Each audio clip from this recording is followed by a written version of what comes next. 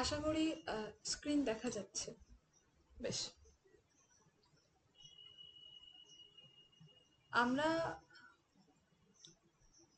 আজকে আহ, যে বিষয়টা নিয়ে ক্লাস করতে চলেছে সেটা আমরা সকলেই জানি, এবং স্যার ইতিমধ্যে বোধহয় তোমাদেরকে বলেও দিয়েছেন, এসএলএসটি বাংলা, এবং তোমরা জেনে শুনেই জয়েন করেছো। তো তার আগে আমরা যেটা দেখবো সেটা হচ্ছে সিলেবাস। একটু প্রসঙ্গানুক্রমে বলে রাখি, আমি যে সিলেবাসটা তোমাদের সামনে এনেছি এটা 2016 সিলেবাস। যে সিলেবাসে 2016 পরীক্ষা হয়েছে, যে সিলেবাসে 2024 মাদ্রাসার পরীক্ষা হয়েছে, এবং যে সিলেবাসে 2025 SLST 2 হয়েছে। এখন প্রশ্ন আসতে পারে SLST 3, সেক্ষেত্রে যেটা না বললেই নয়, সিলেবাস না বললে অন্যায় হবে। এটা আমি স্যারের কাছ থেকে অনুমতি নিয়েই বলছি, যে না বললে আমার কোথাও গিয়ে একটা মনে হবে যে কিঞ্চিত পরিবর্তন হবে, সেটা শুধু বাংলা না, প্রত্যেকটি সাবজেক্টে। তাহলে আমি কি বললাম, 2026 কিংবা 27-এ যে আপকামিং SLST, সেখানে সিলেবাস কিঞ্চিত পরিবর্তন হবে, কিন্তু বেশিরভাগ জায়গাটা এক থেকে যাবে। যেমন টেক্সট বুক, সাহিত্যের ইতিহাসের কিছু, এবং ব্যাকরণ তো অপরিবর্তনীয়। বোধহয় মাস্টারজি প্রথম বলছে ডেমনস্ট্রেশন ক্লাসে যে সিলেবাস কিঞ্চিত পরিবর্তন হবে ইন ওয়েস্ট বেঙ্গলে দাঁড়িয়ে। এর আগে বোধহয় এই সততার সাথে আমার মনে হয় না কোনো কোচিং সেন্টার কোথাও কোনো ডেমনস্ট্রেশন ক্লাসে আজ পর্যন্ত বলেছে কিনা, এটা আমি গ্যারান্টি দিয়ে বলতে পারি। তাহলে আমরা কোন ভাবে পড়বো বা কিভাবে পড়বো, প্রশ্ন আসতে পারে আমাদের মনে, যে আমরা কিভাবে পড়বো। সিলেবাস যদি পরিবর্তন হয় তাহলে আমরা কি এই সিলেবাসে পড়ে সেই সিলেবাসটাকে কভার আপ করতে পারবো? আমি কি বললাম যে কিছু বিষয় অপরিবর্তনীয়, সিলেবাস পরিবর্তন হবে এ বিষয়ে তুমি 100-200% শিওর থেকো, বা তোমরা 100-200% শিওর থেকো। কিন্তু কিছু জায়গায় যে অপরিবর্তনীয় থেকে যাচ্ছে, সেই জায়গাগুলো কিন্তু আমাদের মূল ফোকাসড। তার মধ্যে, এবং সেটা তোমরা আগামী মোটামুটি 2 মাসের পুজোর আগেই জেনে যাবে নতুন সিলেবাস। খুব ভুল না করলে, আমি আবারও বলছি, এটাও বোধহয় ওয়েস্ট বেঙ্গলে আমি প্রথম বলছি, তোমাদের প্রিলিমিনারি এবং মেইন পরীক্ষা হবে, যেটা অন্যান্য রাজ্যে হয়ে থাকে। এবং প্রিলিমিনারি পরীক্ষার সিলেবাস, যেটা তোমাদের আপার প্রাইমারি সিলেবাস পরীক্ষার সিলেবাস, সিটেড পেপার 2 পরীক্ষার সিলেবাসে রয়েছে, তার সঙ্গে ম্যাথামেটিক্যাল রিজনিংটা একটু অ্যাড করে সেই প্রিলিমিনারি পরীক্ষা হবে। এবং তারপর যে মেন পরীক্ষা, সেই মেন পরীক্ষার সিলেবাসটা হচ্ছে তোমাদের এখন সামনে রাখা সিলেবাস। সেখান থেকে 90% মতন এক থাকবে, বাদ বাকি 10-20% চেঞ্জ হবে। ঠিক আছে, আশা করি আমি বোঝাতে পারলাম না। আমি না কোনো ইউপিএসসি ধরনের হবে, না কোনো এসএ কিউ, যেটা বলা হচ্ছে যে এসএ কিউ লেভেলের পরীক্ষা, কোনো এসএ কিউও হবে না, কিচ্ছু হবে না। কিন্তু হ্যাঁ, একটা চেঞ্জেস আসতে চলেছে। আমি কিন্তু এটা আগে থেকেই বলে দিচ্ছি, কারণ এবার চলে আসছি যে পাঠ্যপুস্তক নির্ভর প্রশ্ন কেমন আসে। এখান থেকে প্রশ্ন আসবে বেশি, নাকি আমাদেরকে গ্রামারের উপর ফোকাস করতে হবে বেশি, নাকি আমরা সাহিত্যের ইতিহাসের উপর ফোকাস করব বেশি? আমরা 2016 পর 2024 এবং 25 দুটো ট্রেন্ড মোটামুটি দেখে নিয়েছি। 2016, 2024, 2025 তিনটা ট্রেন্ড কিন্তু তোমরা দেখে নিয়েছো, এবং আমার মনে হয় না প্রশ্নপত্র খুব এদিক ওদিক হয়েছে। বাংলার ক্ষেত্রে বলছি, আমি অন্য সাবজেক্ট জানি না। মোটামুটি তোমরা যদি পাশাপাশি রাখো, দেখবে মোটামুটি একই লেভেলের প্রশ্ন আছে। মাদ্রাসার পরীক্ষার প্রশ্ন একটু মডারেট হয়, সুতরাং সেই তুলনায় একটু মডারেট হচ্ছে। আদারওয়াইজ মাদ্রাসার প্রশ্নটাও যদি তুমি এসএলএসটির সঙ্গে তুলনা করো, আমি বলবো যে মোটামুটি লেভেল কিন্তু ঠিকই আছে। তাহলে 2026 এই যে ললিপপ মার্কা প্রশ্নে আমাদের অভ্যাস হয়ে গেছে 2016, 2024 এবং 2025-এ, এই ধরনের প্রশ্ন কিন্তু 2026 কিংবা 27-এর SL/ST3-তে আসবে না। 16/7/2026 7টা 8 মিনিটে দাঁড়িয়ে মাস্টারজি থেকে আমি দীপান্বিতা ঘোষ বলে দিচ্ছি, প্রশ্নপত্র কিন্তু হবে হার্ড থেকে হার্ডেস্ট। ঠিক এনটিএ নেট বাংলা যারা দাও বা এনটিএ নেট বাংলার প্রশ্নপত্র যারা দেখেছো, সেই লেভেলের প্রশ্ন আসবে। তাহলে আমাদের প্রিপারেশনটা কিন্তু ওই হেলতে দুলতে প্রিপারেশন নিলে আমার মনে হয় না চলবে। তাহলে ওই দেখবে কিছু গ্রাজুয়েশন পাস ছেলে মেয়েদের কাছে যদি আমরা জিজ্ঞাসা করি কি করছিস, বলে যে ডব্লিউবিসিএস এর প্রিপারেশন নিচ্ছি। কি করছিস? এই যে ডব্লিউবিসিএস এর প্রিপারেশন নিচ্ছি। তাহলে তোমরা যদি মনে করো যে তোমরা ওই জাস্ট পড়বে, তাহলে লোকে জিজ্ঞাসা করলে কি করছিস, তাহলে তোমাকে বলতে হবে এই এসএসসি প্রিপারেশন নিচ্ছি। এসএসসি পাস আর জীবনে হবে না। দেখো কথাগুলো শুনতে হয়তো খারাপ লাগছে, কিন্তু আমি কিন্তু খুব রিয়েলিস্টিক কথা বলছি। আমি ঠিক 1.5 ঘন্টা তোমাদের সঙ্গে জুড়ে থাকবো, এবং এই 1.5টা ঘন্টা আমার সঙ্গে থেকো, আমার মনে হয় অনেক কিছু ক্লিয়ার হবে। এবং আমার আমার আমার আমাকে কেউ কানে কানে বলে দিয়ে যায়নি বা কোনো কিছু, কিন্তু পড়াশোনার তাগিদে সাইকোলজি কিছুটা পড়তে হয়েছে, এবং বিভিন্ন নোটিশ, বিভিন্ন আপডেট, সে তার উপর ভিত্তি করে বিভিন্ন রাজ্যের বিভিন্ন পরীক্ষার ট্রেন্ড, তার উপর ভিত্তি করে কিন্তু তোমাদেরকে কথাগুলো বললাম। প্রশ্ন হচ্ছে তাহলে অন্যরা কেন বলছে না? দেখো, অন্যদের কম্প্যারিজনে আমরা যাব না। একটা কথা বলবো, অন্যরা বিজনেস করতে চাইছে, কিন্তু আমার মনে হয় না মাস্টারজি মানে স্টুডেন্টসদের মাথায় টুপি পরে বিজনেস করতে চায়।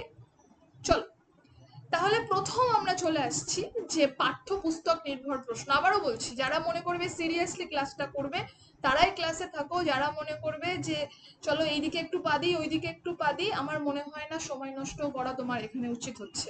কারণ 2025-এ যে প্রশ্নটা তোমরা দেখেছো, যে পরীক্ষা যেমন ভাবে হয়েছে চিংড়ি মাছের হাটের মতন, তার কিছুই কিন্তু তুমি 2026 কিংবা 27-এ, আমার মনে হয় না 26-এ পরীক্ষা হবে, 27-এর প্রথমে পরীক্ষা হবে বলে দিচ্ছি। কিন্তু এখন থেকে প্রিপারেশন না নিলে যে পরীক্ষাটা 27-এর প্রথমে তুমি দেবে, সেই পরীক্ষার আগাবাস্তলা কিছুই তুমি ধরতে পারবে না, আর তো সব দূরের কথা। সুতরাং লেভেলটা কিন্তু সেই জায়গায় নিয়ে যেতে হবে তোমাকে। প্রত্যেকটা টেক্সট পাই টু পাই কোন লাইনে কি রয়েছে তোমাকে কিন্তু মাথায় রাখতে হবে, এবং সেই সঙ্গে সঙ্গে তোমার সাহিত্যের ইতিহাস এবং ব্যাকরণ। এ প্রসঙ্গে বলে রাখি যে ব্যাকরণের সংখ্যা আমার মনে হয় একটু কমে যাবে। ব্যাকরণ, আমার মনে হয় ব্যাকরণে ততটা আর গুরুত্ব দেওয়া হবে না, সেই তুলনায় টেক্সট এবং সাহিত্যের ইতিহাসের উপর গুরুত্ব মনে হয় বেশি পড়বে। এবং লাস্ট কয়েকটা পরীক্ষাতে তোমরা সেটা দেখতেই পেয়েছো নিজের চোখে। চল, তাহলে প্রথম আমরা চলে আসছি কোথায়? পাঠ্যপুস্তক বা টেক্সট নির্ভর প্রশ্ন। তাহলে পাঠ্যপুস্তক বা টেক্সট নির্ভর প্রশ্ন বলতে আমরা কি বুঝছি? দেখো, আমাদের পশ্চিমবঙ্গ মধ্যশিক্ষা পর্ষদের প্রকাশিত একটা সাহিত্য সঞ্চয়ন বই আছে, এখানে যারা আছো তোমরা সকলেই আশা করি জানো। এবং সেখানকার প্রথম ভাষা এবং সাহিত্য সম্ভার বলে যেটা আছে, সেটা সিবিএসসি বা আইসিএসসি স্কুলে পড়ায় দ্বিতীয় ভাষা হিসাবে। হ্যাঁ, সেই দুটো আমাদেরকে ভালোভাবে পড়তে হবে, এবং সেই সঙ্গে সঙ্গে আর দুটো বই পড়তে হবে, সেটা হচ্ছে প্রফেসর শঙ্কুর ডায়েরি আর কোনি। অনেক ক্ষেত্রে আমরা এই প্রফেসর শঙ্কুর ডায়েরি আর কোনিকে কম গুরুত্ব দিয়ে থাকি। আমি বলবো যে এতদিন কি করেছো, ঠিক আছে, সেসব ভুলে যাও। সরকার চেঞ্জ হয়েছে, এবার কি করবে সেটা ভাবো। কারণ প্রশ্ন কিন্তু সেখান থেকে ঝপাঝপ আসতে পারে।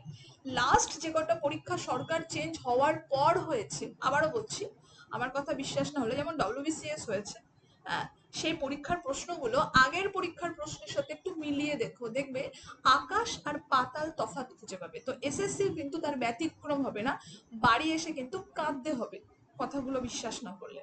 চল, তাহলে এই যে সাহিত্য সঞ্চয়নের যে বইটা, এখানে কবিতা রয়েছে এবং সেই সঙ্গে সঙ্গে সম্ভারেও কিন্তু কবিতা রয়েছে। আমি বলবো যে সিকোয়েন্স বা ক্রম, কি বলছি, সিকোয়েন্স বা ফর্ম, যেটা মোটামুটি ভাবে বলা যায় যে এনটিএ নেট অর্থাৎ ন্যাশনাল টেস্টিং এজেন্সি দ্বারা পরিচালিত যে ন্যাশনাল এলিজিবিলিটি টেস্ট, সেটার একটা ট্রেন্ড হয়ে দাঁড়িয়েছে। শুধু বাংলার ক্ষেত্রে না, প্রত্যেকটি সাবজেক্টে ওরা মোটামুটি 100টা প্রশ্নের মধ্যে দেখা যাচ্ছে যে 20টার কাছাকাছি এই সিকোয়েন্স দিয়ে চলেছে। সুতরাং তোমাদেরও আমার মনে হয় 60টা প্রশ্নের মধ্যে ওরা আর না হলেও 10টা তো সিকোয়েন্স ওরা দেবেই। কেন বলো তো? কারণ গ্রুপটা কিন্তু একই থাকছে।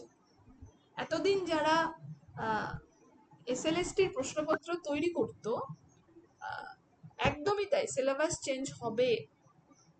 সিলেবাস চেঞ্জ হবে, সেটা প্রথমেই বলে দিয়েছি।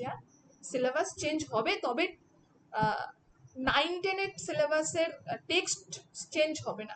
এটা সিম্পল প্রশ্ন। আমরা যদি একটু চোখ কান খোলা রাখি তাহলে দেখতে পাচ্ছ 11-12 নতুন সিলেবাসে ক্লাসগুলো হচ্ছে, সেমিস্টার হচ্ছে। সুতরাং ধরে নাও 100% শিওর 11-12 টেক্সট চেঞ্জ হয়ে যাচ্ছে এবং নতুন যে সিলেবাসে যে ক্লাসগুলো হচ্ছে, নতুন যে বই, সেই বইটা আসছে। ঠিক আছে? যেটাতে তুমি 2025 দিয়েছো, 2024 দিয়েছো, 2016 দিয়েছো, সেটা কিন্তু আর হবে না। কিন্তু 9-10 ক্ষেত্রে কিন্তু যেহেতু আপডেটেড সিলেবাস, সেহেতু কিন্তু 9-10 ক্ষেত্রে আর আলাদা করে কিছু চেঞ্জ হবে না। বিশেষত টেক্সটের কথা বলছি, পাঠ্যপুস্তক। সাহিত্যের ইতিহাস পরিবর্তন হবে। চলো এবার চলে আসছি প্রফেসর শঙ্কুর ডায়েরি এবং কোনি। এক্ষেত্রেও আমি বলবো যে প্রফেসর শঙ্কুর ডায়েরি বলো আর কোনি বলো, দেখবে প্রত্যেকটা লাইনে লাইনে প্রশ্ন। যখন তুমি টেক্সটটা পড়বে ভালো করে, দেখবে প্রত্যেকটা লাইন কোনটা ছাড়ি কোনটা ধরি, কোনটা ছাড়ি কোনটা ধরি। তুমি যদি ঠিকঠাক করে দাগাও, দেখবে প্রত্যেকটা লাইনই মোটামুটি দাগ পড়ে যাচ্ছে। এখানে যারা ঠিক করে টেক্সট পড়েছো, আমার কথাটার সঙ্গে বোধহয় তোমরা রিলেট করতে পারছো। রিলেট না করলে মেসেজ করো মেসেজ বক্সে। সুতরাং এতদিন আমরা খুব খুঁটিনাটি তথ্যগুলোকে না ইগনোর করেছি। আমিও আমার ব্যাচে বলেছি যে খুব খুঁটিনাটি তথ্য ইগনোর করো, কিন্তু এখন আমি বলছি যে আর ইগনোর করার সময় নেই। খুব খুঁটিনাটি তথ্য কিন্তু আমরা আর ইগনোর করার মতন পরিস্থিতিতে নেই। একদম ছোট্ট থেকে একেবারে ছোট্ট সমস্ত তথ্যগুলোকে কিন্তু আমাদের গ্রিপে আনতে হবে, সেভাবে কিন্তু পড়াশোনাটা করতে হবে। প্রশ্নের বিষয়, লেখক পরিচয়, বিষয়বস্তু, চরিত্র, রস বিচার। এই যে রস বিচার, আজও পর্যন্ত এসএলএসটিতে এই রস বিচার নিয়ে একটা প্রশ্ন এসছে টেক্সটের উপরে, খুঁজে পাবে না, কিন্তু আসেনি। আমি বলছি যে এবার কিন্তু আসবে। যদি ঠিকঠাক করে টেক্সট পড়া থাকতো তাহলে কনফিউশনের কোনো কারণ ছিল না। হ্যাঁ, অদৃশ্য রয় লাস্ট 2025-এর যে এসএলএসটি হয়েছে, তার থেকে 2 থেকে 3টে প্রশ্ন কঠিন ছিল। আদারওয়াইজ প্রত্যেকটা প্রশ্ন তুমি র্যান্ডামলি বাজারে যে কটা এমসিকিউ বই বেরিয়েছে, সেই বইগুলো থেকে দেখবা অপশনগুলোও বাদ দেয়নি। মানে যারা প্রশ্ন করেছে তারা এত আলসে যে সেই অপশনগুলোকে ধরেও বসিয়ে দিয়েছে পরীক্ষার হলে, অপশনগুলোও বাদ যায়নি। তো এই যে জায়গাটা, এই যে রস বিচার, এটাকে কিন্তু আমরা ইগনোর করে যাই এবং পশ্চিমবঙ্গের 99% টিচার স্টুডেন্ট ইগনোর করে যাচ্ছে। এইটা বোধহয় আর ইগনোর করা চলবে না। তোমরা পড়ে এসেছো গ্রাজুয়েশনে কাব্যতত্ত্ব এবং ভারতীয় কাব্যতত্ত্ব। সেই যে তোমার গ্রাজুয়েশন বা মাস্টার ডিগ্রি, সেই যে কাব্যতত্ত্ব বা ভারতীয় কাব্যতত্ত্ব, সেটা যদি ঠিকঠাক ভাবে পড়ে থাকো, সেটা বোধহয় এখন এই জায়গাটায় অ্যাপ্লাই করার সময় এসছে। আমি বলবো যে সিরিয়াসলি কিন্তু হালটা ধরো, নড়বড়ে করে ধরলে কিন্তু আর হবে না। হ্যাঁ, 60-এর মধ্যে এবার আর 59 কাট অফ যাবে না। কি বললাম? 60-এর মধ্যে এবার আর 59 কাট অফ যাবে না। 60-এর মধ্যে 49 কাট অফ যায় কিনা সন্দেহ। প্রশ্ন কিন্তু ঠিক তেমন লেভেলেরই হবে। এবার চলে আসছি কি না, এই যে উচ্ছিত অংশ, এই অংশের ভিত্তিতে বিশেষ টিকা, ব্যাখ্যা বা ভাষা নির্ভর প্রশ্ন। দেখো, অর্থাৎ গ্রামাটিক্যাল কিছু কোশ্চেন সেখানে যেতে পারে। আমি আবারও বলছি, কোনো এসএ কিউ, অনেকে বলছেন যে এসএ কিউ অর্থাৎ ডেসক্রিপটিভ প্রশ্ন আসতে পারে, একদম সর্বৈব ভুল একটি তথ্য। একদম সর্বৈব ভুল একটি তথ্য। এসএলএসটি কখনোই এসএ কিউতে যাবে না, কারণ এমনি কেসে কেসে জর্জরিত। এসএ কিউ হলে সেই রিক্রুটমেন্ট কোনোদিন কমপ্লিট হবে না, এত কেস হবে। এসএকিউতে প্রচুর কিন্তুর জায়গা থেকে যায়, এমসিকিউতে কিন্তু সেটা থাকে না। Objective type of questions, SAQ মানে subjective type of questions, subjective type of questions মানে যেখানে বায়াসনেস থাকে, অবজেক্টিভ টাইপ অফ কোশ্চেন্স মানে তুমি ঠিক করেছো মানে তোমার 1 নাম্বার, তুমি ভুল করেছো মানে তোমার 0। আই থিঙ্ক বোঝাতে পারছি। এবার চলে এসছে সাহিত্যের ইতিহাস।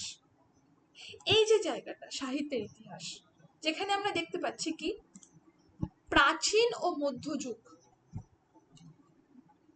তাহলে তোমরা বলতে পারো যে ম্যাডাম তাহলে কি এই জায়গাটা চেঞ্জ হবে? আচ্ছা, প্রাচীন ও মধ্যযুগ কি চেঞ্জ হয়?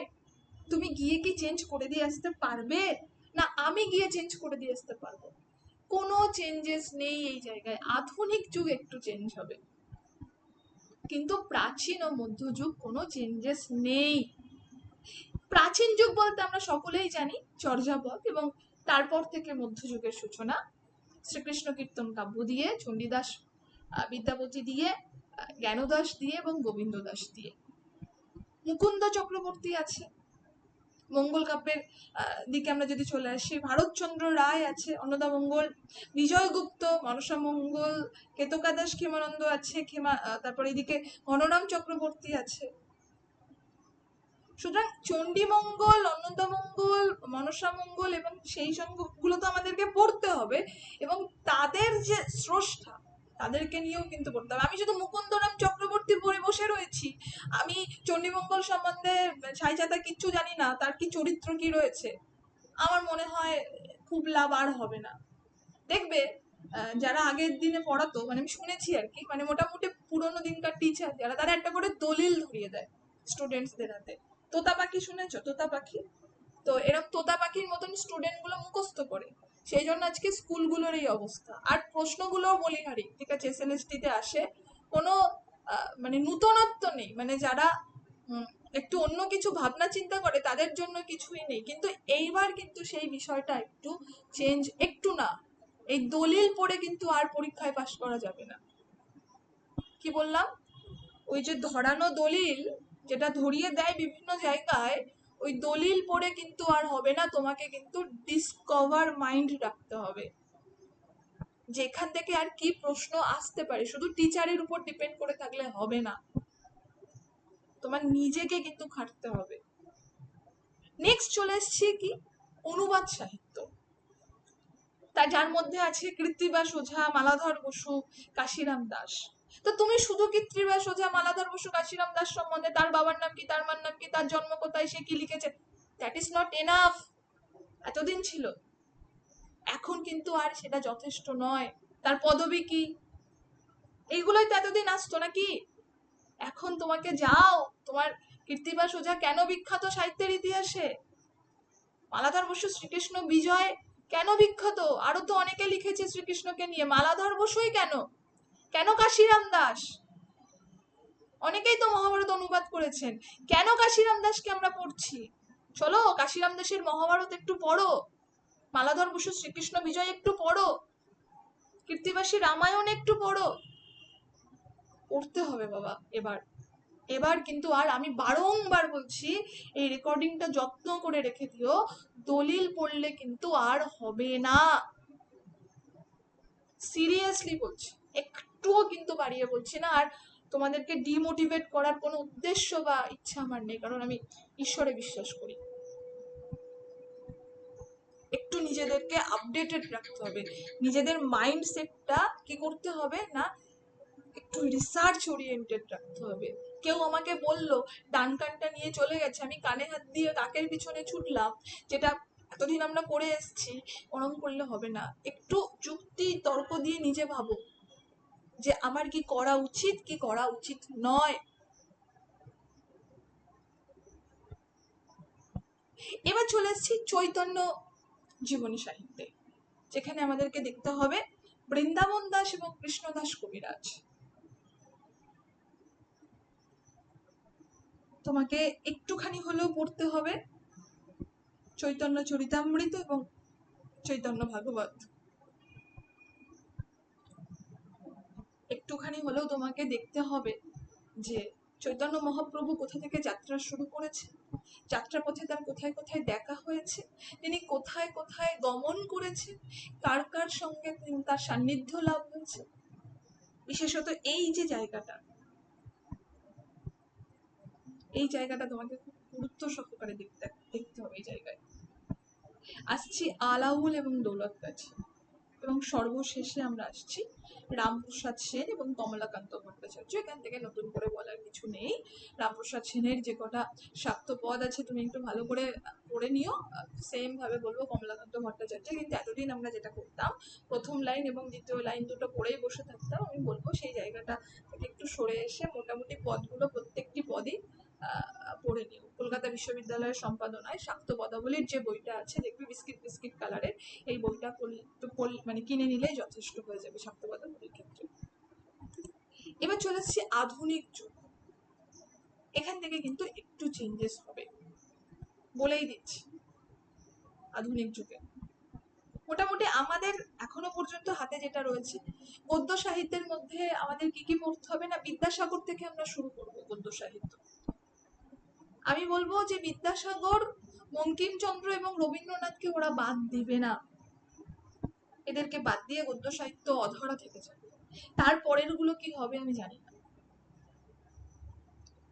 তাহলে গদ্য সাহিত্যের ক্ষেত্রে বিদ্যাসাগর, বঙ্কিমচন্দ্র, রবীন্দ্রনাথ ঠাকুর খুব গুরুত্ব সহকারে আমাদের দেখতে হবে। আমি বলছি 2 মাসের মধ্যে তোমরা নতুন আপডেট পেয়ে যাবে, সিলেবাস চেঞ্জ হচ্ছে কি হচ্ছে না। তবে আমার মনে হয়, আমি 99% শিওর সিলেবাস চেঞ্জ হবে।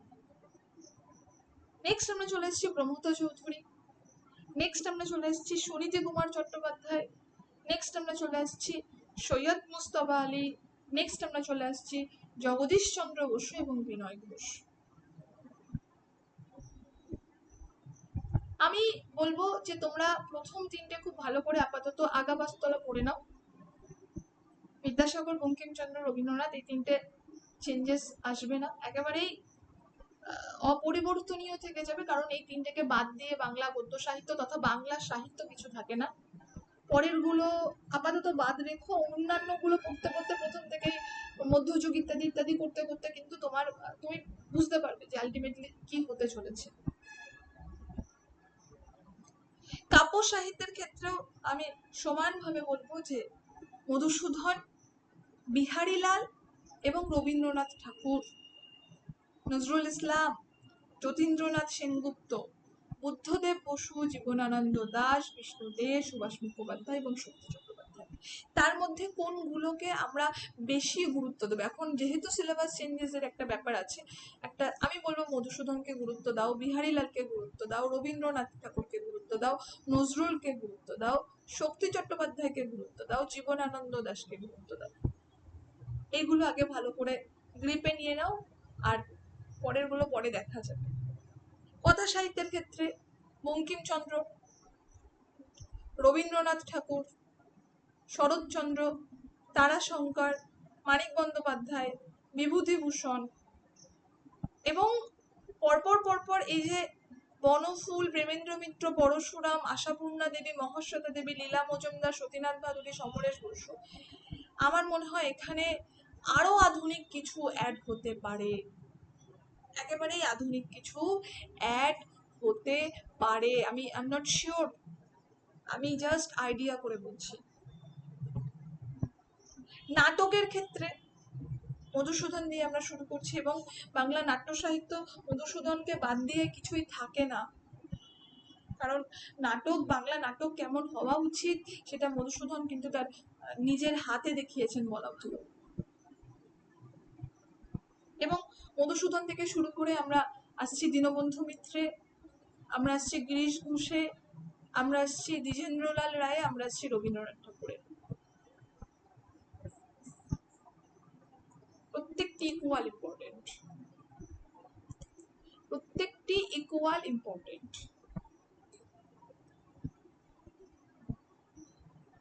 আমি আবারও বলছি যে নিজেদের মাইন্ডকে কিন্তু রিসার্চ ওরিয়েন্টেড করতে হবে। টিচার বলে দিল তোমার কান নিয়ে চলে গেছে, তুমি কানে হাত না দিয়ে ওই কাকের পিছনে, কাকে কান নিয়ে চলে গেল, সে তুমি কানে হাত না দিয়ে কাকের পিছনে ছুটলে, এই জায়গা থেকে সরে এসো। সেটা তুমি মাস্টার জিতে আসো চাই না আসো, সেটা তোমার পার্সোনাল ব্যাপার। কিন্তু জাস্ট যদিও বা এটা আমার বলা উচিত না, তোমরা যথেষ্ট বড় হয়েছো, কিন্তু তবুও বলে রাখলাম, ডিসকভারি মাইন্ড না হলে কিন্তু, আমি আবারও বলছি, এইবার এসএলএসটির প্রশ্ন কিন্তু এমন হবে না যেখানে 60-এ 60, 60-এ 59, ঠিক আছে, 60-এ 56, 57 এরকম হচ্ছে কাট অফ মার্কস আসবে। ইম্পসিবল। কাট অফ মার্কস 50ও পড়বে না, জেনারেল কাট অফ 50ও পড়বে না, সেই প্রশ্ন কিন্তু আসতে চলেছে, দেখবে মাথার উপর দিয়ে চলে যাচ্ছে। তুমি আমার কথা বিশ্বাস না হলে লাস্ট নতুন সরকার আসার পরে যে কটা পরীক্ষা হয়েছে কম্পিটিটিভ এক্সাম, WBCS হয়েছে বিশেষত, একবার একটু মিলিয়ে দেখে নিও প্রশ্নপত্র কেমন হয়েছে। দারুণ প্রশ্নপত্র হয়েছে, অনেকদিন পর পশ্চিমবঙ্গে এরকম ধরনের প্রশ্নে সকলে পরীক্ষা দিয়েছে, কারোর সাজেশনই কাজে দেয়নি, যত বড় অফিসারই হোক আর যত বড় কোচিং সেন্টারের মালিকই হোক না কেন। সুতরাং ধরে নিও যে লাস্ট এবার যে এসএলএসটিটা আসবে সেখানেও কারোর সাজেশনই কাজে দেবে না। তাই যেটা বলছি যে নিজে খাটো, নিজে খাটো, তুমি যত খাটবে এবং কিভাবে খাটতে হবে, কিভাবে তৈরি করতে হবে, তার জন্য আমি আছি, কিন্তু আমার উপর ডিপেন্ডেন্ট হয়েও না, আমি বলে নয়, আমার মতন কারোর উপরে নির্ভরশীল না হয়ে খাটো। এবার চলে আসছি বাংলা সাহিত্যের নতুন দিগন্ত, যেটাকে আমরা বলে থাকি অনুবাদ ও অনুষঙ্গ। এখানে দুটো জিনিস আমাদেরকে দেখতে হবে, একটা হচ্ছে ভারতীয় সাহিত্য, একটা হচ্ছে আন্তর্জাতিক সাহিত্য।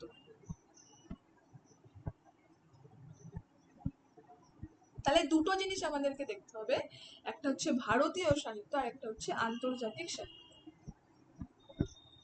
মজার বিষয়, লাস্ট যে এসএলএসটিটা হলো 2025-এ,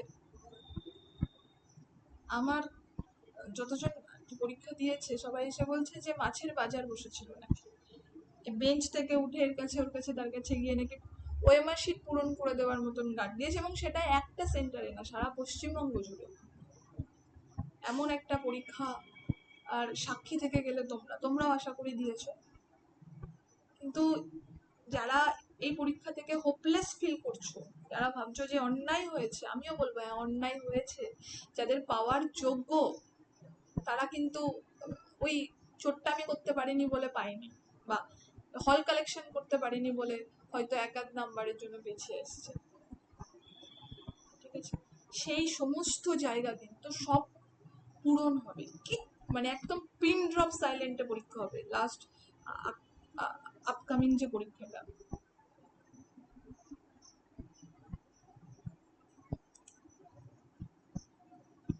জানি যারা ভালো ছেলে মেয়ে তারা ওই চিংড়ি মাছের বাজারের মধ্যে ইরিটেট ফিল হবে যখন সারাদিন ধরে পড়া প্রশ্নগুলো সারা হলে, প্রশ্নের উত্তরগুলো সারা হলে ঘুরে বেড়াচ্ছে লোকের মুখে মুখে, তখন মানুষের ইরিটেশন এমনি চলে আসবে।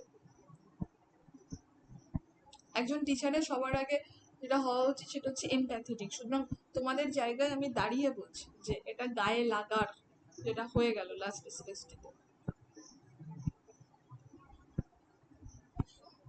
কিন্তু ভরসা রাখো, আমার মনে হয় না যে এরকম কোনো সিচুয়েশন, এটা এটা প্রি প্ল্যান ছিল, এটা জাস্ট প্রি প্ল্যান ছিল। আমি বলবো তোমরা যদি নিজেরাও ভাবো তোমাদের প্রত্যেকের মাথায় বোধ বুদ্ধি সব আছে, এটা প্রি প্ল্যান ছিল। একটা সামান্য টেট পরীক্ষা দিতে যাও তো তাও তো দেখি এরকম ঘাড় ঘোরাতে দেয় কিনা। পশ্চিমবঙ্গ সরকারেরই আগের যারা টেট দিয়েছো, বিএড যারা করেছো 2022-এর টেট তো তারা দিয়েছো, পশ্চিমবঙ্গ সরকারের একটা পুলিশের পরীক্ষা দিতে যাও তো দেখি ঘাড় ঘোরাতে দেয় কিনা।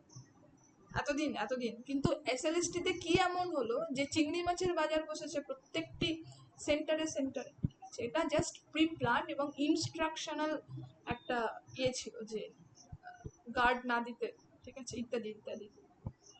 যাই হোক, যা হওয়ার হয়ে গেছে, কিন্তু ভালো করে খাটো, দাঁতে দাঁত চেপে, ঠিক আছে, একটা ভালো সময়, স্বচ্ছতার সঙ্গে একটা ভালো সময় আসতে চলেছে।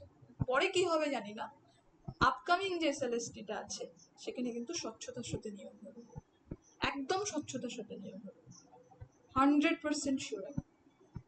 এবং 2026-এ কোনো পরীক্ষা হয়তো বা হবে না, হয়তো কি, আর পরীক্ষা নতুন সিলেবাস দিয়ে পরীক্ষা নেবার মতন সময়ও আর নেই। আমার মনে হয় 2027-এর শুরুতেই তোমরা পরীক্ষা পাবে, মোটামুটি জানুয়ারি ফেব্রুয়ারি করে। আর প্রশ্নপত্র যেভাবে আসবে সেভাবে ওই 1-1.5 মাস 2 মাসের কিন্তু প্রিপারেশনের কাজ নয়। তোমাকে বইটাকে লিটারেলি মুখের মানে ঠোঁটের আগায় এনে রাখতে হবে। আমি বোধহয় খুব ইরিলেভেন্ট কথা বলছি না যে কথাগুলো বলছি, একদম টেক্সটগুলো খুঁটিয়ে খুঁটিয়ে পড়তে হবে প্রত্যেকটা। আমরা এতদিন কি করেছি যে খুব ছোট ছোট তথ্যগুলোকে ছেড়ে দিয়েছি, দরকার নেই, আনইম্পর্টেন্ট, ঠিক আছে। ছোট বড় প্রত্যেকটি তথ্যকে তোমাকে আইডেন্টিফাই করতে হবে। তুমি সব থেকে ভালো আইডেন্টিফাই করতে পারবে যে কেমন ধরনের প্রশ্ন আসতে পারে, সেই মাইন্ডসেট তোমাকে তৈরি করতে হবে। আর একটা যেটা বলবো সেটা হচ্ছে প্রত্যেকে নিজের একটা ভুলের খাতা রাখবে। আমি সেটা প্রত্যেক ক্লাসে বলি, এবং যত তুমি পড়বে তত দেখবে তোমার ভুল হচ্ছে, কিছু ভুল হচ্ছে, যে ভুলগুলো হচ্ছে সেগুলো সেই ভুলের খাতায় লিখে রাখবে। এটা আমি প্রত্যেকটি পরীক্ষার ক্ষেত্রে অ্যাপ্লাই করবে। তো ভারতীয় সাহিত্যের ক্ষেত্রে আমাদের কি করতে হবে না, ভারতীয় সাহিত্য থেকে আমাদের কালিদাস থেকে শুরু করতে হবে, শূদ্রক, কবির, ইকবাল, ভানুভক্ত, অমৃত প্রীতম, প্রেমচন্দ, বিজয় তেন্ডুলকর, গোপীনাথ মহান্তি, আয়াপ্পা পানিকর, ভালো করে দেখতে হবে।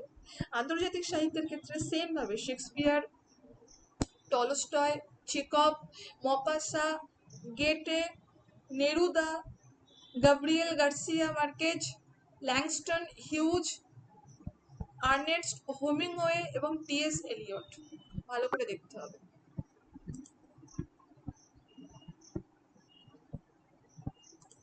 এই জায়গাগুলো কিন্তু আমাদেরকে দেখতে হবে। আর একটা যেটা খুব ইন্টারেস্টিং, ইংরেজি থেকে বাংলায় অনুবাদ যেহেতু সিলেবাসে আছে, আমি বলবো যে একটু এই জায়গাটা একটু চর্চা রেখো। কিভাবে চর্চা রাখবে? তাহলে কি তোমরা এখন নতুন করে ইংরেজি পড়া শুরু করবে? আমি একটা সোজা সাপটা উপায় বলছি যে 2 কিংবা 3 টাকা দাম নেবে, একটা করে ইংলিশ নিউজ পেপার নিও। সেটা দ্য টেলিগ্রাফ হতে পারে, দ্য হিন্দু হতে পারে, ঠিক আছে, দ্য স্টেটমেন্ট হতে পারে, যে কোনো একটা কিছু। সেটার একটা কিংবা দুটো করে আর্টিকেল তোমরা প্রতিদিন পড়ো। এতে করে তোমার নিজের ইংলিশটাও ডেভেলপ করবে। এবং শুধু তো এখানে নয়, ইংলিশটা এখন প্রায় সব ক্ষেত্রেই প্রয়োজন হচ্ছে। ইংলিশ তুমি বাংলা নিয়ে পড়েছো খুব ভালো কথা, কিন্তু ইংলিশ ছাড়া দেখবা কোথাও গিয়ে তুমি একটা এগোতে পারছো না। সত্যি সত্যি যদি প্রিলিমিনারি টেস্ট আসে, সত্যি সত্যি কি আসবে, তাহলে কিন্তু ওইখানে ইংলিশটা তোমার ভীষণভাবে প্রয়োজন হবে, ভীষণভাবে প্রয়োজন হবে, এইটুকুনি আমি বলতে পারি। কারণ ইংলিশের একাংশের প্রশ্ন কিন্তু ওখানে থাকবে। তাই আমার মনে হয় প্রস্তুতিটা যদি এখন থেকে নেওয়া যায় তাহলে কিন্তু ভালো হয়। এবার তুমি বলতে পারো যে ম্যাডাম অনলাইনেও তো এগুলো আছে, প্রত্যেকটি নিউজ পেপার আপনি যেগুলো বললেন, হ্যাঁ তুমি চাইলে সার্চ করে দেখতে পারো, কিন্তু তোমার পড়ার তাগিদ জন্মাবে না অনলাইনে। কেন বলো তো? ঠিক আছে, আছে পরে পড়ে নেবো, ঠিক আছে কাল পড়ে নেবো, ঠিক আছে পরশু পড়ে নেবো। দেখবে ওই কাল পড়ে নেবো, পরশু পড়ে নেবো, তরশু পড়ে নেবো করতে করতে পরীক্ষা এসে গেছে, তার আগের দিন তোমার পড়া হয়নি। কিন্তু তোমার বাড়িতে যখন একজন নিউজ পেপারওয়ালা নিউজ পেপার দিয়ে যাবে, তোমার যখন প্রত্যেকটি নিউজ পেপারের জন্য 2 টাকা 3 টাকা করে চার্জ দিয়ে মাসের শেষে 150 থেকে 200 টাকা পেমেন্ট করতে হবে, তখন তোমার গায়ে এমনি চিরবির চিরবির করে জ্বলবে, এবং তুমি প্রত্যেকদিন অন্তত একটা করে আর্টিকেল হলেও পড়বে। কেন বলো তো? কারণ তোমার পয়সাটা খরচা হচ্ছে, ঠিক আছে। কিছু কিছু ক্ষেত্রে অন্তত নিজেদেরকে সোজা পথে রাখার জন্য হলেও এই জায়গাটা আমার মনে হয় মেনটেন করা উচিত। এবং দেখো, এই অভ্যাসটা যদি তৈরি করতে পারো তাহলে ভবিষ্যতে অনেক কাজে দেবে, তোমাদের বহু কাজে দেবে। এটা আমি নিজে তৈরি করেছিলাম, কারণ আমারও অবভিয়াসলি ব্যাকগ্রাউন্ড বাংলা, তো ইংলিশ ডেভেলপমেন্টের জন্য আমি নিজে এরকম ভাবে ইংলিশটাকে ডেভেলপ করেছি, এবং এখনো আমি নিউজ পেপার নিই এবং আমি বাড়িতে এসেই দিয়ে যাই। আমি আমার নিজের ট্রিক্সটা বললাম। নেক্সট চলে এসেছি ব্যাকরণ। ব্যাকরণ কিন্তু টোটালি আনচেঞ্জ থাকবে, কোনো চেঞ্জ আসবে না, ঠিক আছে। এখানে আমাদের কি পড়তে হবে? সবার প্রথম যেটা আমাদের দেখতে হবে সেটা হচ্ছে ধ্বনি ও ধ্বনি পরিবর্তন। সেখানে আমরা কি দেখবো? ধ্বনি, ধ্বনি বলতে আমরা বাংলা ধ্বনির শ্রেণী বিভাগ সহ বিস্তারিত আলোচনা দেখব। ধ্বনি পরিবর্তনের কারণ বলতে এবং পরিবর্তনের বিভিন্ন রীতি, সেইগুলো আমরা দেখব। সেই সঙ্গে সঙ্গে সন্ধি, শব্দ গঠনের মধ্যে আমরা দেখব উপসর্গ, অনুসর্গ, ধাতু, প্রত্যয়। বাংলা শব্দ ভান্ডারটাকে আমাদের একটু ভালো করে গুরুত্ব দিতে হবে। শব্দ ও পদ, এই জায়গাটা আমাদের ভালো করে দেখতে হবে, অর্থাৎ বিশেষ্য, বিশেষণ, সর্বনাম, অব্যয়, ক্রিয়া, এগুলোর বিস্তারিত আলোচনা আমাদেরকে ভালো করে করতে হবে। এবং কারক ও অকারক সম্পর্ক, তার শ্রেণী বিভাগ, বিভক্তি, অনুসর্গ অনুযায়ী কারকের শ্রেণী বিভাগ, সেই জায়গাগুলো কিন্তু আমাদের ভালো করে দেখতে হবে। সঙ্গে চলে আসছি সমাস, অর্থাৎ পরিভাষা বলতে কি বোঝানো হয়, সমাসের পরিভাষা, তাদের ব্যাখ্যা কি, তাদের শ্রেণী বিভাগ কি, সেগুলো আমাদের দেখতে হবে। এবং এবার চলে আসছি বাক্য। বাক্যের ক্ষেত্রে অবশ্যই তোমরা জানো যে বাক্য নির্মাণের শর্ত, অর্থাৎ যেখানে যোগ্যতা, আকাঙ্ক্ষা, শক্তি, এই বিষয়গুলোর প্রশ্ন চলে আসে। বাক্যের উদ্দেশ্য এবং বিদেহ সম্পর্কে ধারণা রাখতে হবে। বিশেষ্য খণ্ড, ক্রিয়া বিশেষণ খণ্ড এবং ক্রিয়া খণ্ড, এই বিষয়টা আমাদের দেখতে হবে। এবং আর যেটা দেখতে হবে সেটা হচ্ছে বাক্যের গঠনগত ও অর্থগত শ্রেণীবিভাগ। এবার চলে আসছি বাক্যের রূপান্তর। বাক্যের রূপান্তরের মধ্যে আমরা কি দেখব, গঠন ও অর্থ অনুসারে বাক্যের রূপান্তর। এবার চলে আসছি বাচ্য। বাচ্য বলতে আমরা কি বুঝছি না, বাচ্য হচ্ছে সেই শ্রেণী বিভাগ অনুযায়ী বাচ্য পরিবর্তন।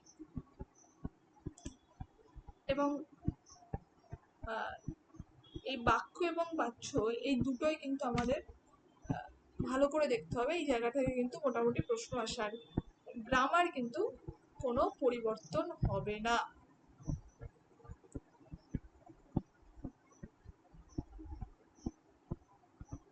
গ্রামার কিন্তু টোটালি অপরিবর্তনীয় থাকবে।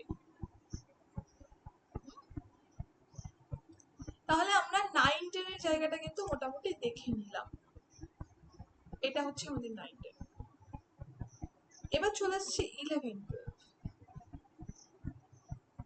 দেখো 11-12 পাঠ্যপুস্তক পরিবর্তন হবে।